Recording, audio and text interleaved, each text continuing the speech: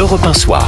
19h, 21h, Pierre de Villeneuve. Toujours avec Mathieu Bocoté et Philippe Guibert pour commenter l'actualité. François Bayrou était au Salon de l'Agriculture. Il a jugé la situation de l'assaillant terroriste islamiste de Mulhouse absolument inacceptable.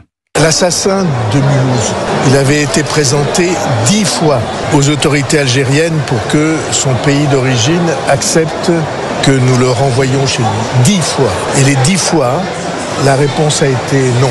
Mais moi, comme chef du gouvernement, je dis une chose, c'est inacceptable. Imaginez la situation si elle était inversée, si l'Algérie voulait renvoyer chez nous des délinquants, des menaces, des assassins en puissance, et si nous disions non, qu'est-ce que diraient les autorités algériennes? Parce que j'insiste sur le fait que ça n'est pas une question du peuple algérien, c'est une question des autorités. On n'est pas un peu impuissants, nous les Français? On est impuissants si on décide de l'accepter. Et ma position à moi, c'est qu'on ne doit pas l'accepter. On ne doit pas l'accepter. Et d'ailleurs, on nous annonçait hier dans le grand rendez-vous, Jean-Noël Barrot en l'occurrence, ce comité sur l'immigration. Mathieu Bocoté, quand on entend François Bayrou, il y a la volonté, j'ai l'impression, de faire quelque chose. Il est, perturbé et inquiet du fait que ce que disait Bruno Retailleau, c'est que cet individu, par 10 fois, on a demandé à l'Algérie de le reprendre. Mais dans le ton, j'ai l'impression que c'est un peu lascif. On a l'impression qu'il n'y a pas vraiment il n'est pas impliqué, comme on dit. Je vois pas les choses comme ça. J'ai plutôt l'impression qu'il est déprimé.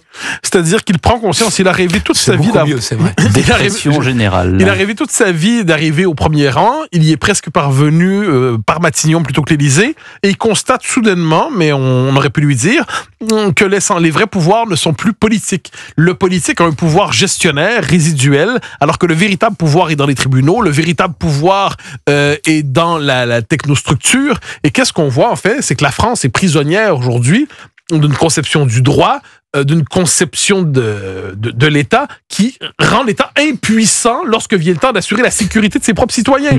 Donc ça, et de ce point de vue, il faut ajouter une chose, et hier, avec Jean-Noël Barrot, j'étais étonné de sa candeur par rapport au régime algérien qui se comporte objectivement comme un régime ennemi de la France. Et qui nous disait d'ailleurs qu'il ne fallait pas y aller à la méthode dure et qu'il fallait faire une autre méthode efficace où on négociait. À force de câlins avec le régime algérien, on va finir par s'entendre. Donc je pense qu'il y a une mise à jour du logiciel qui est nécessaire à la fois dans le rapport à l'Algérie et aussi dans l'usage du politique en France. Une certaine conception de l'état de droit, comme je veux dire pas l'état de droit, mais une certaine conception de l'état de droit est aujourd'hui dévoyée et s'est retournée contre le peuple français.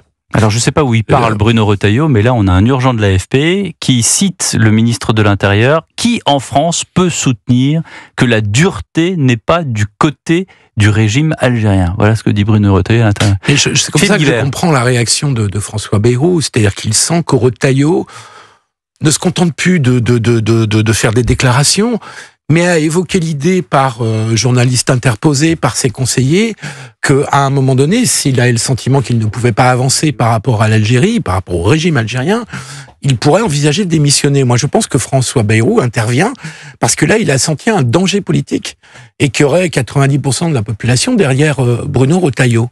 C'est comme ça que je comprends. Je pense que Bayrou, aujourd'hui, est juste dans la logique de maintenir son attelage gouvernemental et de maintenir autant que possible son absence de sens, ses accords implicites de non-censure. C'est ça son obsession. Et c'est comme ça que je comprends, parce que de deux choses l'une, ou bien il n'a fait qu'une déclaration, une de plus, dont est spécialiste la classe politique française, en disant c'est inacceptable, mais il se passe rien derrière, donc c'est parfaitement acceptable. Puisque s'il se passe rien derrière, c'est que c'est acceptable. Ou bien François Bayrou a pris conscience que politiquement, il ne pouvait plus ne rien dire, parce qu'il a été très discret sur ce sujet, et surtout qu'il ne pouvait plus ne rien faire. Et donc, c'est là où je vois un élément peut-être d'évolution. Oui, mais... C'est-à-dire que Bayrou se dit, maintenant, il faut commencer à bouger sur l'Algérie. Il est à la tête d'un gouvernement qui se contredit. Quand on entend Jean-Noël Barrot hier dire que la méthode de rapport de force n'est pas bonne, quand il y a d'autres ministres comme Madame Pannier-Runacher qui n'est pas d'accord avec ce que dit Bruno Retailleau. Comment est-ce que vous voulez avoir une cohésion gouvernementale ? Juste un mot. Le Quai d'Orsay est constamment sur cette ligne qu'on va y arriver par la diplomatie et la discrétion. Mais ça revient à dire, la diplomatie, ça veut pas laissez-nous dire... travailler. Vous avez entendu ce qu'a dit Villepin. La diplomatie, c'est pas seulement de la soupe tiède. On peut y aller entièrement. Je trouve qu'il y a dans la pratique du Quai d'Orsay, ça me fait penser un peu à ce qu'on appelait la pédagogie de l'enfouissement chez les catholiques dans les années 70, c'est-à-dire cachez absolument votre foi et vous allez convertir d'autant mieux.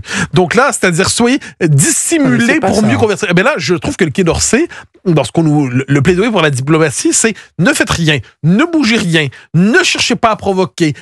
Et finalement, on va réussir à obtenir, par exemple, la libération de Boualem-Sansal, ou encore on serait capable de renvoyer les OQTF chez eux. Je pense qu'en ces matières aussi, il va falloir, et j'y reviens souvent, changer notre rapport à une certaine conception du droit. Si vous êtes sous OQTF et en plus vous êtes fiché pour radicalisation islamiste, il n'y a aucune raison que vous soyez en liberté de quelque manière que ce soit. Il va falloir faire en sorte que ces gens-là soient mis à l'écart de la société. Vous n'avez pas un droit fondamental. Si vous êtes même pas citoyen français et vous êtes un islamiste en ce pays et vous êtes censé dégager, vous n'avez quand même pas le droit en plus de pourrir la vie des Français et au point même de risquer de les tuer comme on l'a vu. Les tuer, oui, ce que j'allais dire. Donc là, à un moment donné, il y a quand même des limites à se pendre soi-même avec la corde de l'état de droit. Il y a bien des saintes limites au suicide.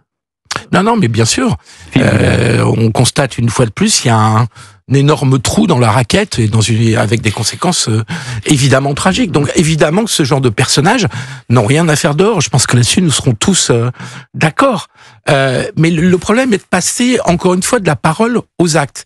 Et je trouve que Bruno Retailleau, qui peut dire des choses tout à fait utiles et intéressantes dans le débat, ne peut plus se contenter de simplement parler. C'est-à-dire qu'à un moment donné, il y a un problème de solidarité gouvernementale. Et encore une fois, Bayrou, là-dessus, ce soir, penche un peu dans sa déclaration du côté de Retailleau. Le Quai d'Orsay est systématiquement sur la logique. Laissez faire les professionnels, excusez-nous, nous connaissons. Oui, alors moi j'ai pas eu l'impression de ça hier, mais j'ai eu l'impression d'une sorte de gêne. Non mais Villepin c'est particulier. Villepin, oui, il est représentatif de cette... Regardez-le là maintenant sur les chaînes de télévision. Ce qu'a dit Villepin tout haut, c'est ce que doivent se dire non, mais Villepin, vous le savez bien, il y a d'autres enjeux. Il y a d'autres enjeux pour Villepin. C'est pas que la voix du Quai d'Orsay. Oui, je vois. Il y a d'autres enjeux. Moi, je crois qu'il y a aussi comme enjeu la vieille politique arabe de la France.